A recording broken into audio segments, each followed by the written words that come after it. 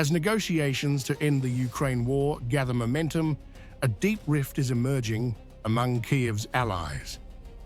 Behind closed doors, the question of territory is no longer taboo, and publicly, it is now fueling open disagreement.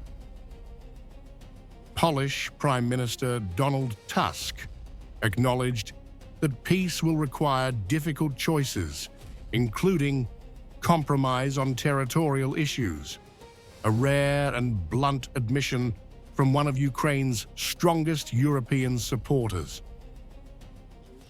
From the point of view of Ukraine, this requires, of course, a compromise approach when it comes to territorial issues. President Zelenskyy is showing a very good will here. From his point of view, it is necessary that there would be a referendum. Tusk stressed that any territorial decision would have to be backed by public consent and real security guarantees to avoid destabilizing Ukraine after a ceasefire. The Ukrainian people would have to express their consent when it comes to territorial decisions.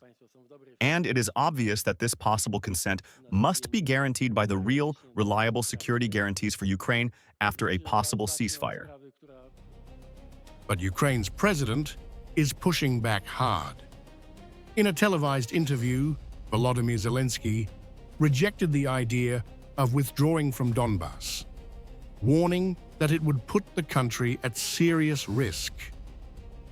All the parties have to understand that the worst way is to go out from the Donbas. It will be big risks for Ukraine, not acceptable by Ukrainians, but they will, just personally, and referendum will not be positive. The clash exposes a widening gap between Western realism and Ukrainian red lines, with Donbas emerging as the most explosive obstacle in the peace process. Allies are now speaking openly about compromise. Kyiv is publicly rejecting it. And as negotiations accelerate, the territorial question threatens to become the very issue that prevents the war from ending.